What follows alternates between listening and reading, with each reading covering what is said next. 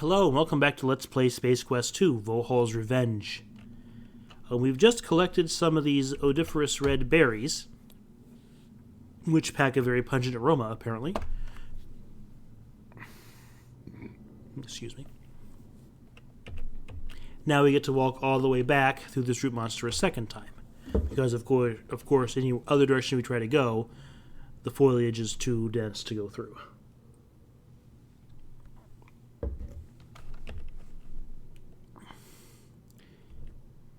If you're playing the Infamous Adventures remake of this game, this puzzle is resolved a very different way.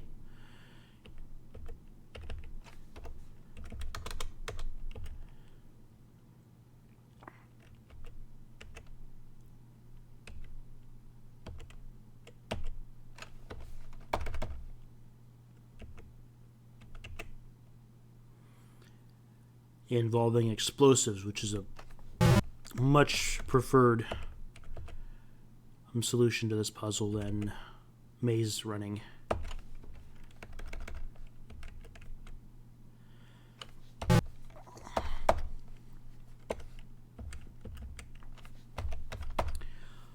Also, there's a bit of an art to saving your game in a Sierra adventure. There's a lot of these games, there are paths through that do not lead to success. For example, for getting an inventory item,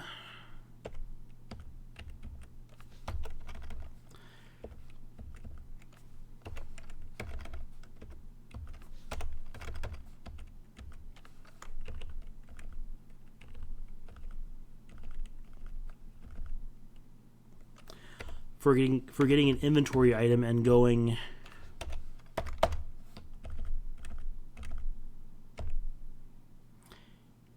too far in the game to beyond a point where you can't go back. You probably noticed in Space Quest 1 that there's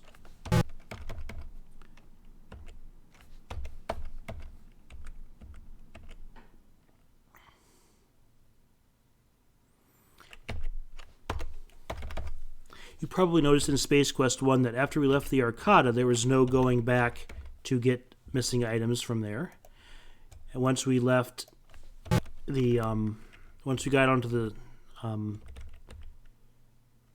once we got through the holographic image, there was no way back to the desert part of Corona. Once we got to Yulin's Flats, there was no going back. Once we got to the Deltar, there was no going back to get missing items. So if you forgot something, you're toast.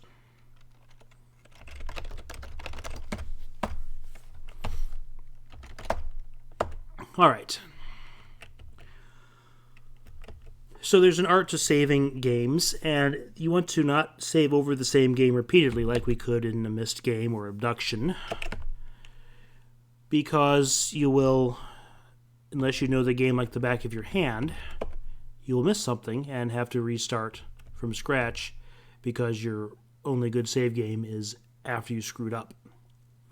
King's Quest V has a reputation for being particularly vicious like this, but any of the Space Quests often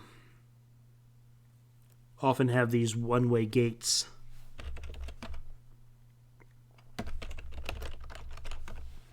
It looks like the other areas, only raised up a little. A mailbox sits up there. You drop the order form into the box. The mailbox hums and buzzes for a while. Then an object of some sort drops into the tray at the base of the box. The machine goes silent. The tray is actually a small indentation in the lower part of the machine. It is currently bearing what looks to be a whistle. Okay. The whistle is usual looking.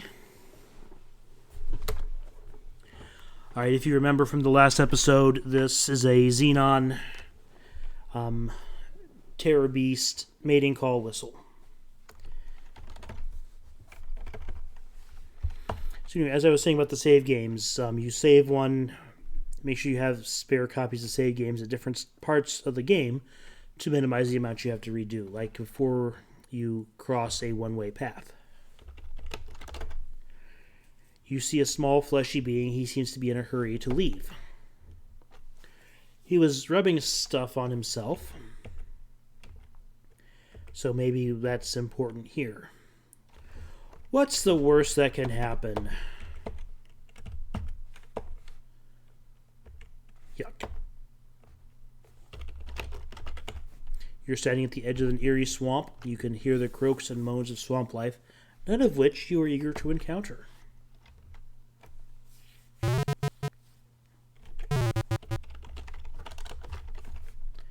You must be seeing things.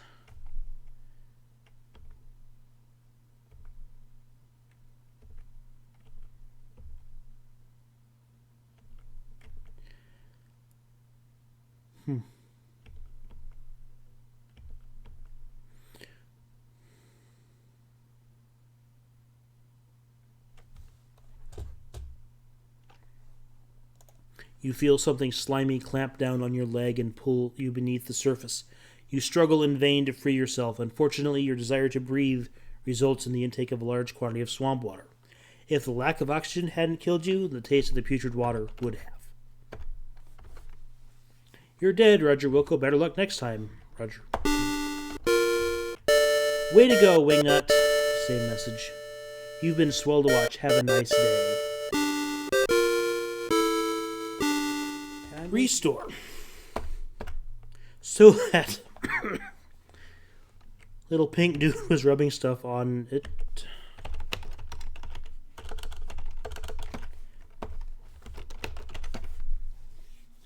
You rub the berries all over your body. You now smell like a walking ammonia inhalant. Yuck.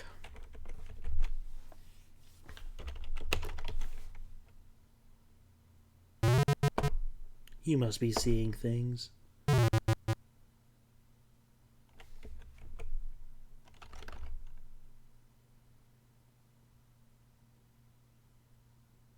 You feel something slimy clamp down on your leg and almost as suddenly spit you back out.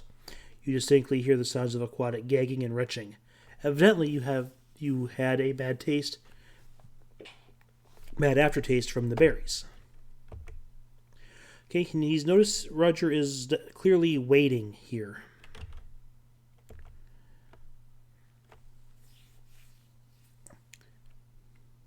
Nope, not where I wanted to go just yet. At some point, Roger starts swimming. You have stepped into a deeper area of the swamp. You are forced to swim. There we go.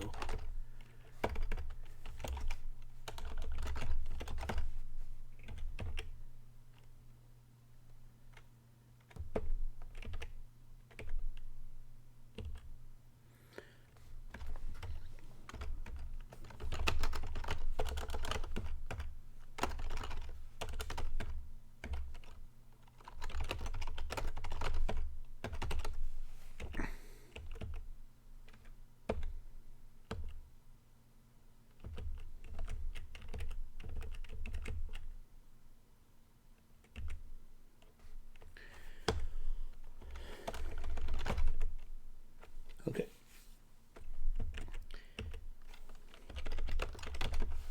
A glowing gem gently spreads light throughout the cave. You take the glowing gem, and it's still just as light as it used to be.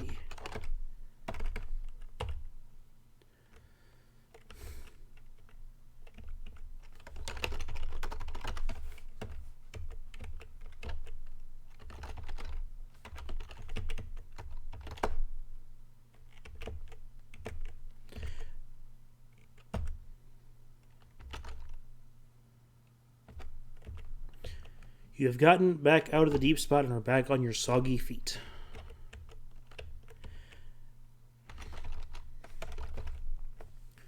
Now the hazard of using fastest mode is that your time limits run faster as well.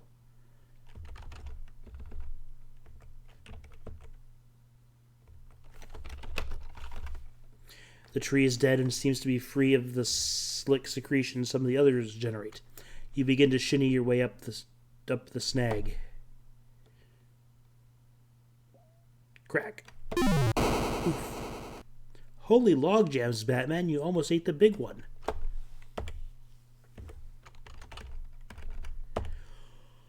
All right. You are in a thinly forested area just east of the fissure.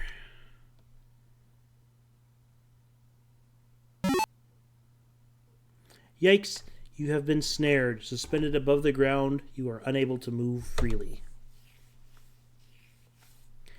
This day keeps getting better and better for Roger, doesn't it? After a while, the cerebral fireworks begin. Capillaries begin to burst under the strain. You pass out. Once again, time passes. And then some more time passes. While unconscious, you have the strangest of dreams.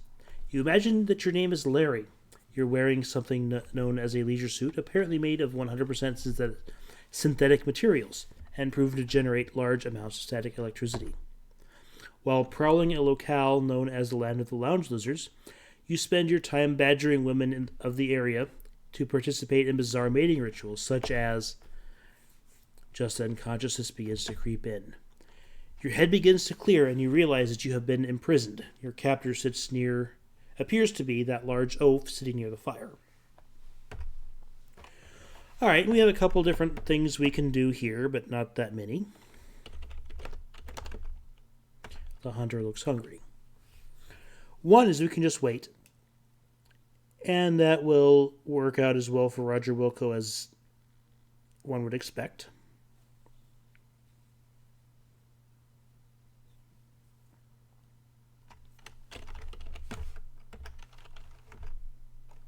We can get his attention. Oh, rats, I forgot something. The hunter has decided that it's a perfect day for a barbecue. As he slowly turns you over the fire, you begin to turn a beautiful golden brown. Death follows at an agonizingly long distance. Another senseless tragedy. You can help prevent this. Vote yes on lobotomies for adventure game designers. Thank you for playing Space Quest 2, Roger Wilco. You've been most entertaining.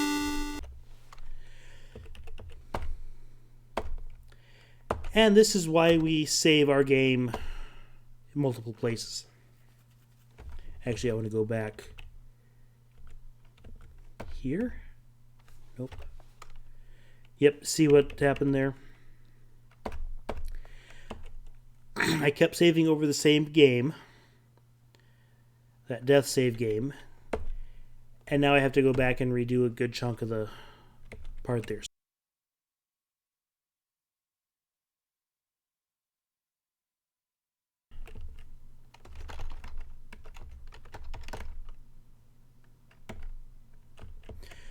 Okay, we just heard this hovercraft, and they come in and zap you. So if you see the message about the hovercraft, you get off the screen.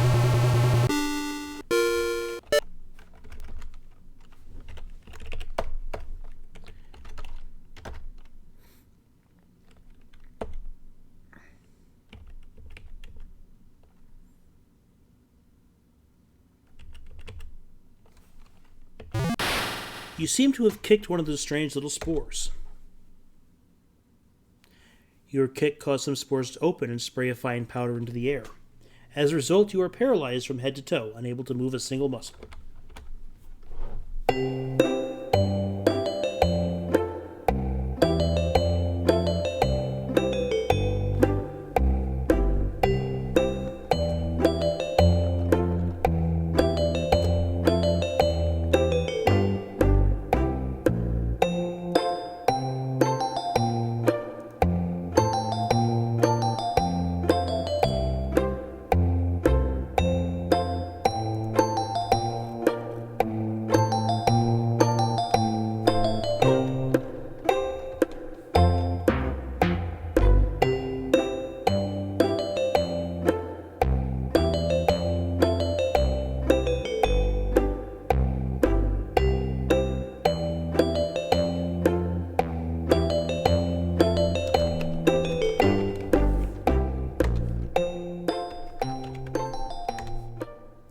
Fortunately, the paralysis wears off and you seem to be back to normal. You take possession of one of the spores, being careful not to mistakenly break it open.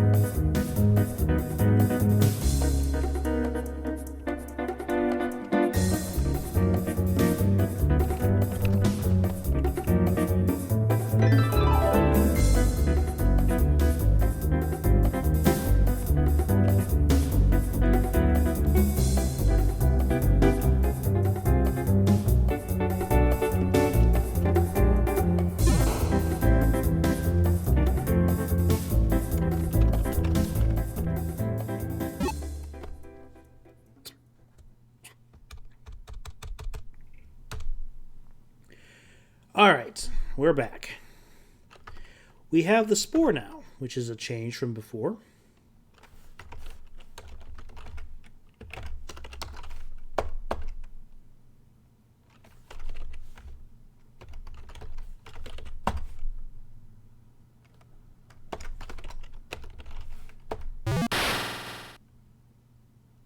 Upon impact with the ground, the spore opens and spews its dust into the air. The hunter falls to the ground, paralyzed. You reach to the bars and take possession of the key. You slip the key into the lock and give it a turn. The lock snaps open. You open the cage door. You search the large, not to mention uncleansed body of the hunter. There's nothing of interest unless tiny parasites do something for you. They do not, strangely enough. There's a rope there. And we exit this screen here. And we are at this point here. We can see a shuttle taking off in the background. And that's a demonstration of why you save your game in multiple stages throughout the game before you do major things. And don't just keep overwriting the same save, because that caused a bit of a problem there.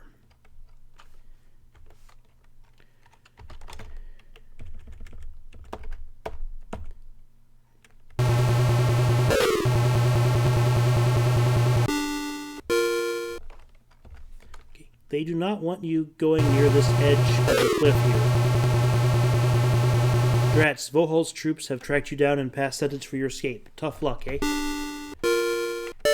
Another senseless tragedy. Vote yes on lobotomies.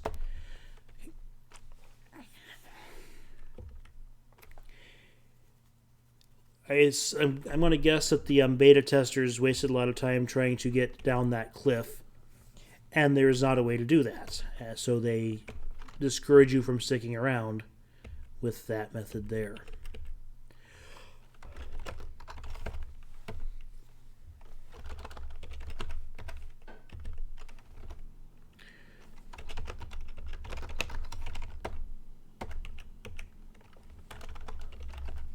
All right, if we tie the rope that we got from the hunter here, we end up with another arcade sequence. So we're going to get to the very end of the rope here.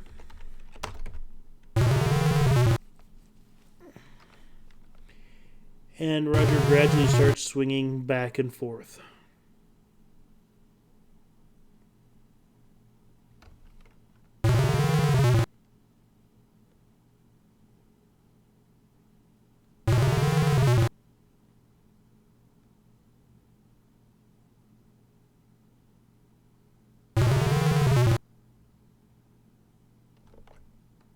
And eventually we can jump across there. And this is another good place to save a different save slot. If I had forgotten something here, I could restore back to either before or after the hunter. If I mess up in the next segment, I can not have to repeat this segment here. Alright? And my instinct is to save every 10 seconds. For obvious reasons here. Being as dark as it is in here, there isn't much to see. You see light coming from the east.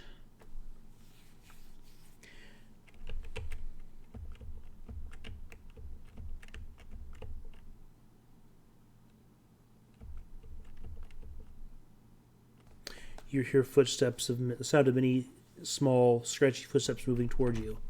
Ow! Gnash, growl, crunch, snap. You have just been felled by a killer cave beaver. You now know the meaning of excruciating when used in reference to level of pain.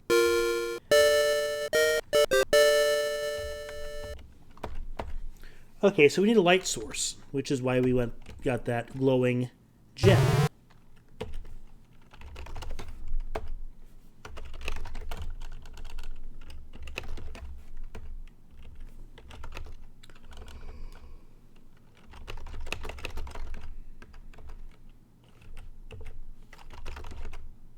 You take out the gem and hold it in your palm. The room is illuminated by its glow. You hear a small shriek and the sound of Minnie's footsteps moving away from you.